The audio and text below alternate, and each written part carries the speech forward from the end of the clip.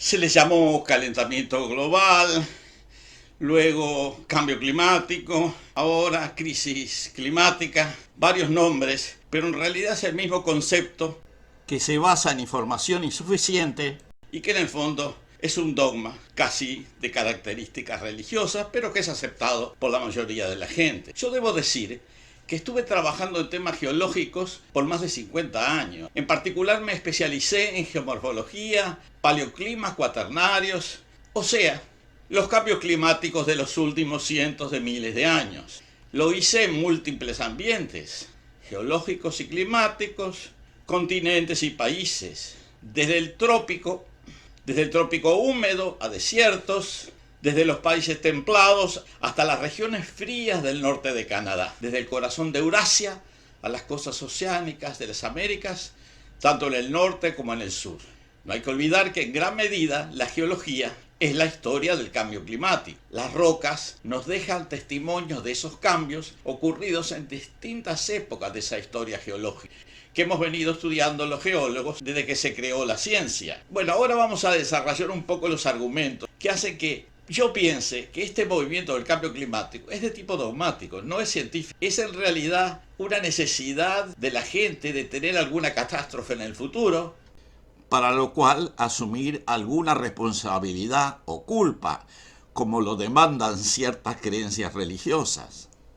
Una cosa que uno aprende cuando trabaja en geología es que los cambios climáticos llevan mucho tiempo, como mínimo varios siglos, más frecuentemente milenios. Es decir, mucho más que la vida humana, mucho más que unas pocas generaciones y, por supuesto, mucho más que la vida de cada individuo. De todas maneras, los seres humanos desearíamos poder conocer, experimentar y pronosticar estos hipotéticos cambios de clima, a pesar que la cortedad de nuestras existencias en general previene que ello pueda suceder.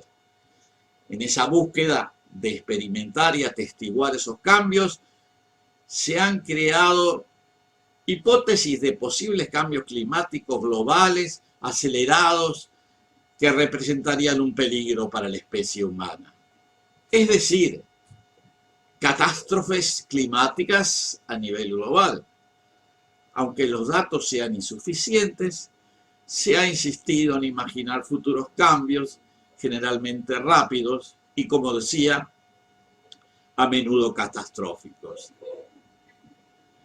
En la década de 1970 se hizo popular la idea de que la atmósfera planetaria se estaba enfriando, que este enfriamiento podía llevar en un corto plazo al advenimiento de una edad glaciar como las que había habido hacía poco más de 10.000 años.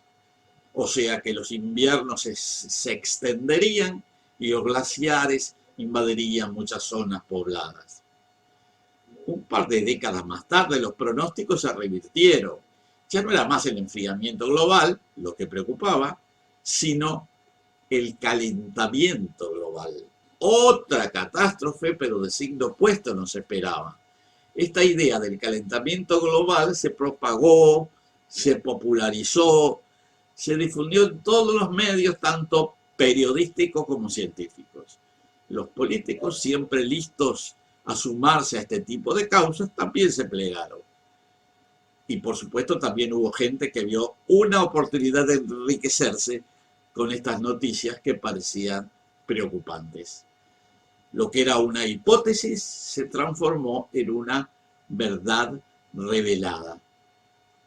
Ya no hubo más lugar en los medios para quienes no estaban convencidos de la veracidad y rigurosidad de esta hipótesis. Hace un par de décadas se fue dejando de lado el nombre calentamiento global para denominarlo cambio climático, con lo cual se lograba englobar todos los fenómenos meteorológicos habidos y por haber, impidiendo que los hechos duros y rigurosos pudieran desmentir la hipótesis que ahora estaba convertida en dogma. Obviamente, cualquier geólogo sabe que hablar de cambio climático no quiere decir nada. Siempre hubo cambio climático. Como decíamos antes, la geología en gran medida es la ciencia del cambio climático. De esta manera se pudo afirmar la gran idea de la catástrofe futura y disfrazar cualquier evento como causado por un supuesto cambio climático. Por otra parte, los datos registrados en los últimos 2 siglos son de difícil comparación. Los instrumentos de medida, como los termómetros, hidrómetros y pluviómetros, no son los mismos y es difícil comparar sus resultados. Muchas estaciones meteorológicas que estaban en zonas rurales hoy están en zona urbana, impidiendo comparaciones rigurosas de los datos. Y por supuesto, no hay estaciones meteorológicas permanentes en la mayor parte de los océanos. La afirmación de que ahora hay más huracanes, grandes calores, sequías, etc., se basan en gran medida en la información que recibimos de los medios y las redes, más que en las propias sensaciones. Hoy uno se entera de todos los eventos meteorológicos inusuales pocos segundos después de su ocurrencia. Antes uno no se enteraba, o se enteraba varios días o semanas después. Esto parece tener un tinte más religioso que científico.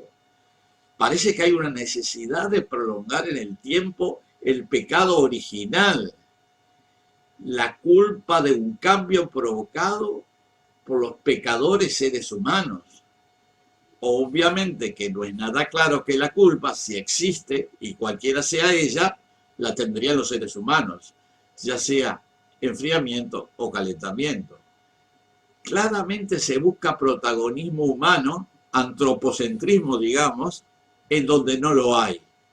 Los cambios de origen natural no son tenidos en cuenta. Y esto incluye una posible causa fundamental como lo son los cambios de la radiación solar, porque al Sol no lo controlamos para nada. Todo esto antes de hablar de los datos reales. ¿Cuáles son los datos reales? Medir la temperatura es complejo. Las estaciones meteorológicas no son confiables. Están desigualmente distribuidas y los ambientes en que se sitúan se modifican con el tiempo. Los satélites miden la radiación infrarroja y de otras longitudes de onda y dan una idea de la temperatura del suelo y de las capas atmosféricas. Pero hay varios satélites con diferentes sensores, con órbitas no coincidentes, y organizar los datos de todos ellos es muy difícil. Se puede llegar a diferentes resultados de acuerdo a los criterios utilizados, que no siempre son rigurosos. O sea, que tenemos información poco precisa que claramente no justifica predicciones catastróficas.